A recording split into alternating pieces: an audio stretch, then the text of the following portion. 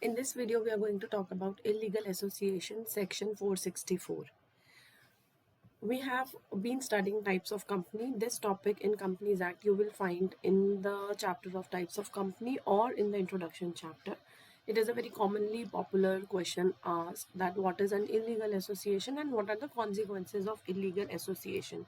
So let us study what is an illegal association. Let us read and then break it down.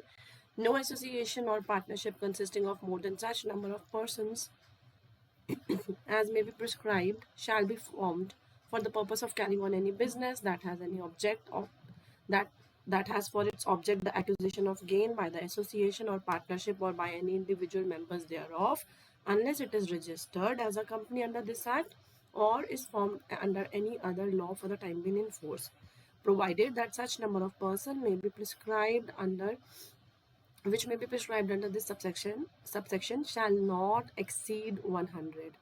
So अगर हम इसको break करें तो first paragraph बोल रहा है आपको कि एनी एसोसिएशन और partnership which has more than prescribe numbers, अभी यहाँ पे नंबर नहीं बोला, नंबर ऑफ पर्सनस जिनका ऑब्जेक्टिव है बिजनेस कैरी करना फॉर गेन, मतलब एनजीओज एंड एनपीओज इसमें इंक्लूड नहीं हो रहे.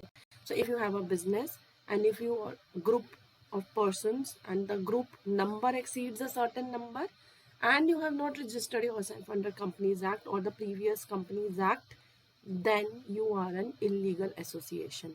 Now this prescribed number is not stated here, but what is stated here that this prescribed number shall not exceed 100. Let me break down this for you. Today we are studying this in 2025. Today the limit for illegal association is more than 50 people. So section 464 क्या बोलता है, अगर आप 50 से ज़्यादा लोगों का group है और आप बिजनेस कर रहे हैं प्रॉफिट के लिए और आपने अपने आप को रजिस्टर नहीं करा कंपनीज एक्ट 2013 या प्रीवियस कंपनी एक्ट में जब भी आप बने थे, then you are an illegal association. This group of more than 50 people do not include HUF and do not include association और पार्टनरशिप अंडर स्पेशल एक्ट, क्योंकि आप फिर उस एक्ट से गवर्न होंगे.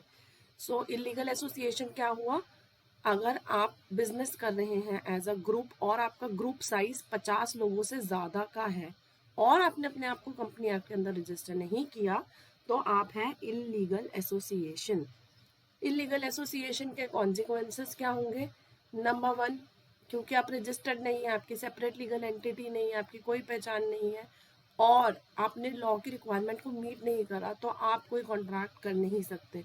अगर आप कॉन्ट्रैक्ट करते हैं तो ना तो अगर वो कॉन्ट्रैक्ट पूरा नहीं होता तो ना आप दूसरी पार्टी को स्यू कर सकते हैं और ना ही दूसरी पार्टी आपको स्यू कर सकती है.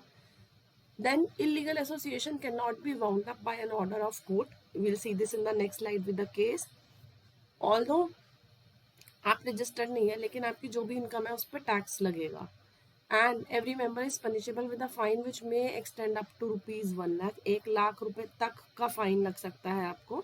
और जो भी कॉन्ट्रैक्ट्स किए हैं उसके लिए बिजनेस नहीं है लायबल, क्योंकि बिजनेस एज अ बिजनेस तो आपने रजिस्टर ही नहीं करा. तो कौन लायबल है इसके लिए, कौन लायबल है इसके लिए, the members are personally liable, right. And very important, subsequent registration does not validate the contracts which are made before the registration, which means आज आपके 50 से ज़्यादा लोग हैं, आप प्रॉफिट के लिए बिजनेस कर रहे हो और आपने अपने आप को रजिस्टर नहीं करा. After few months you think चलो रजिस्टर कर लेते हैं तो हमारे जो कॉन्ट्रैक्ट्स हैं वो वैलिड हो जाएंगे. रजिस्ट्रेशन के बाद जब आपकी कंपनी बनेगी तब से आपके जो कॉन्ट्रैक्ट्स हैं वो माने जाएंगे कंपनी के कॉन्ट्रैक्ट्स. जो पहले आपने कॉन्ट्रैक्ट करे हैं वो सब्सिक्वेंटली खाली कंपनी के रजिस्टर होने पे retrospectively they are not going to be valid. तो जो आपने as an illegal association contract करे थे वो ऑटोमेटिकली वैलिड नहीं हो जाएंगे सब्सिक्वेंट रजिस्ट्रेशन करने पर, right. Let us see the cases. In the case of Raghubir Dayal, the court said that a petition of winding up cannot be entertained from an illegal association. क्यों, आप एक इलीगल एसोसिएशन थे और आपने कोर्ट में petition डाली वाइंडिंग अप के लिए, वो पिटीशन खारिज कर दी गई. क्यों, क्योंकि आप एग्जिस्ट ही नहीं करते थे, आपने रजिस्टर ही नहीं करा. और अगर वाइंडिंग अप की पिटीशन के लिए आपको ओके किया जाता है इसका मतलब कोर्ट रिकॉग्नाइज कर रही है कि आप एग्जिस्ट करते थे. And court can not recognize an illegal association. Hence, court cannot entertain a petition for winding up. In the case of V.K. Kumaraswamy, it was held that illegal association is liable to be taxed. So अगर आपको question आता है कि illegal association तो registered ही नहीं है तो उस पर टैक्स नहीं लगेगा, this is not true. If you are an illegal association, still whatever income you are having, you will be taxed as per the laws. So this was an illegal association. I hope the topic is clear. It is a small topic but important topic. If you have any doubts, please leave in the comment section below.